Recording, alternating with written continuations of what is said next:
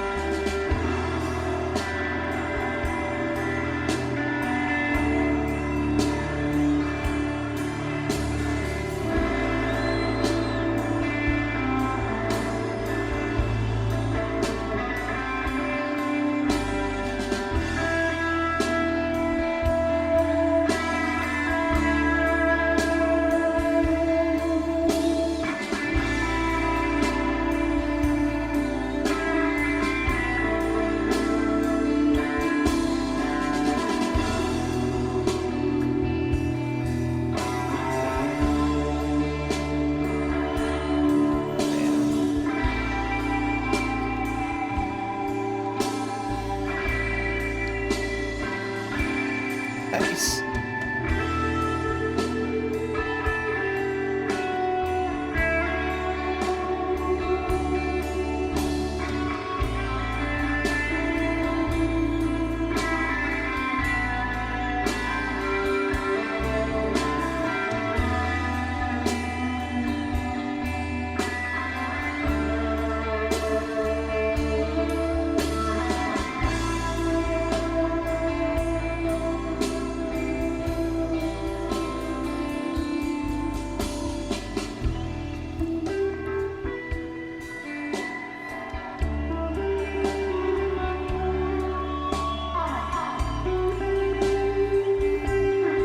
Okay, take it all back. He's obviously using like an Echoplex or something.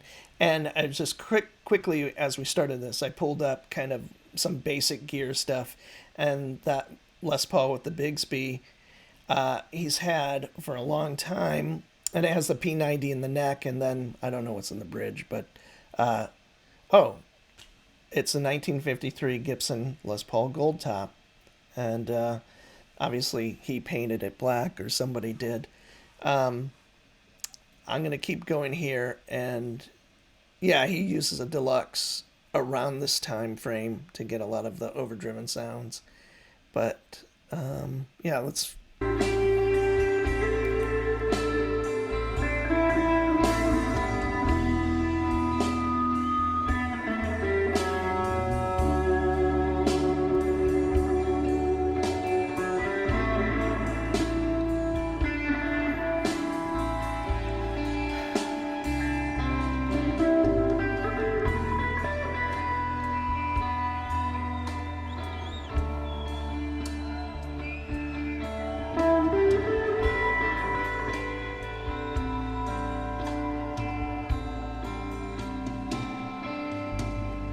came dancing across the water with his galleons and guns,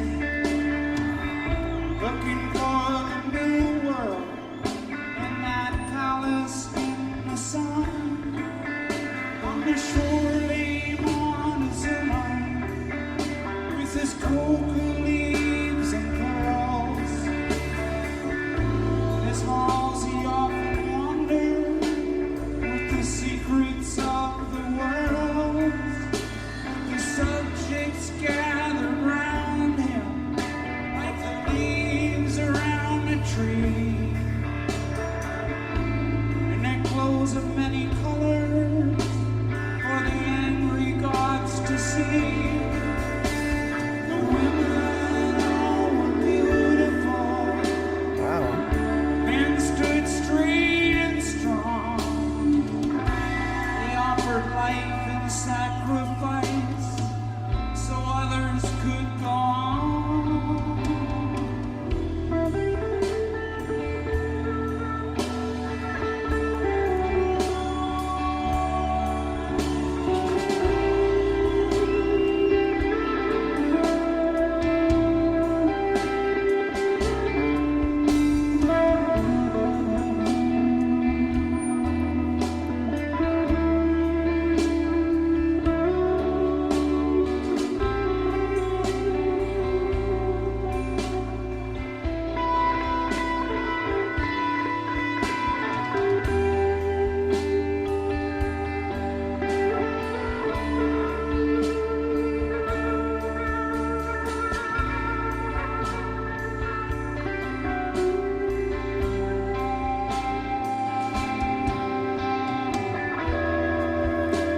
Beautiful, man.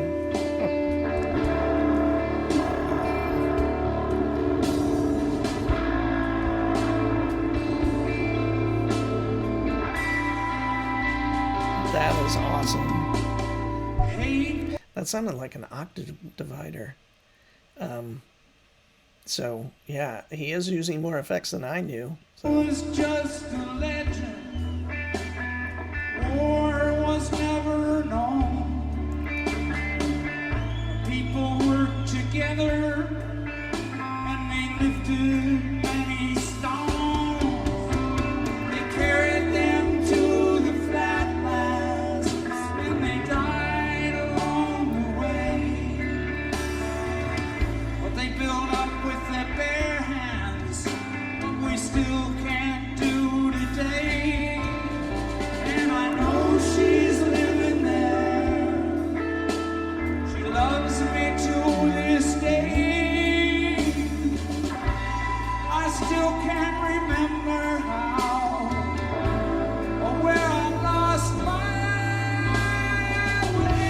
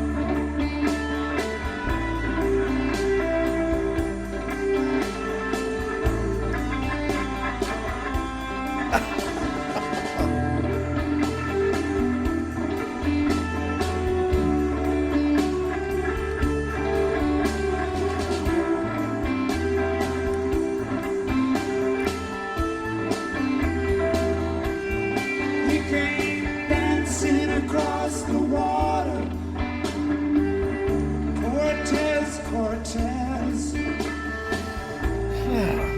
What a killer.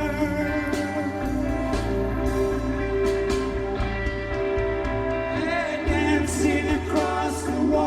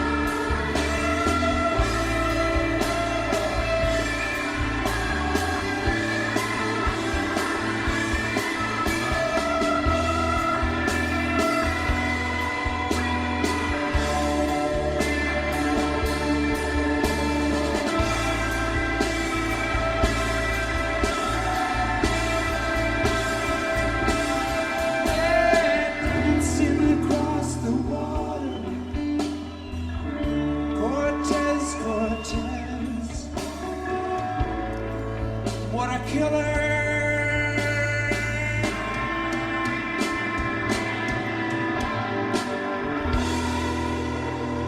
Oh my God.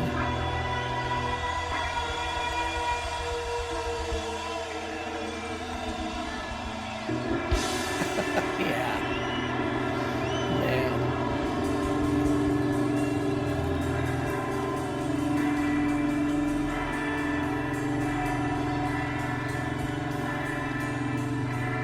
Ugh.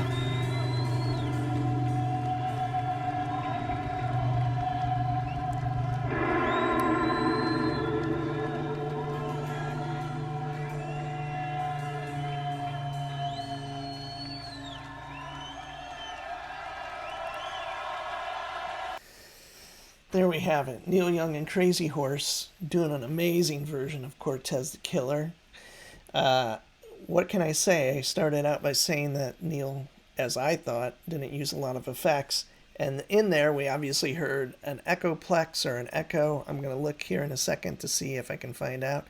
And maybe some kind of octaver or something at some point. But what incredibly cool, visceral kind of guitar playing. And I'm so surprised. I mean, he's had that Les Paul for probably a really, really long time. I know I've seen him have it for at least 3 decades. So it's amazing that the Bigsby stays in tune as well as it does. And I can tell he's not exactly like a light picker. So, you know, but what a beautiful version. And that's, it delivers. I mean, there's a great, recorded version. Is that on Zuma? I think it is. That's just an amazing song, and I'm sure it's a little hard to recapture that kind of emotional, or at least to me, that emotional impact it had on me when I still listen to it today. And this is definitely like a more energetic, a lot more kind of visceral version of that song for sure. But I was also kind of knocked out by the bass player doing the backup vocals. That made it sound great harmony, and I'm sure hardcore Neil fans know, you know, all the bands and what was great at what. But that was great to hear, and a little bit of a surprise, I guess. And Neil sounded incredible. I love that. That is not the quintessential, like, if you were to ask a lot of blues rock players or whoever, like what their players are that have great kind of memorable classic tones. And although Neil isn't necessarily the most technical player, he is used like he uses sound as like a musical like expression, in the sense of like lots of feedback. The attack, he was doing lots of stuff behind the bridge, like kind of that really kind of cool harmonic type sounding thing, and then doing some harmonics, you know, pretty basic techniques, but it's the end piece, you know, the overall piece that makes it so amazing. And his whole approach is very unique and his own. And he definitely has his own guitar tone. So it looks like he has a huge amount of amps that he kind of puts together. And that thing I was talking about that kind of turns all the knobs, I think there's 4 settings. It's called the Whizzers. So it's like a electromechanical thing that actually physically turns the knobs. And I believe he has like some kind of, pedal board for that. And yeah, so it has different settings that kind of graduate how much it's turned up or something to that effect. And it looks like he has just a stack of all sorts of stuff back there. I didn't see it here, but I saw a picture of it while we were looking. And it looks like he has a reverb kill switch plus the Wizard presets, and then the Mutron octave divider. Then he has an AC powered old MXR analog delay, Boss flanger, and an Echoplex. So yes, he was probably using the Echoplex then, or maybe it sounded like an Echoplex to me. And I swear I heard the octave divider in there for a few seconds. So anyway, if you know better than I, please chime in. I'd love to know. And I'm Brian. This is Guitar Solo Reactions. Have a great day, and please come back.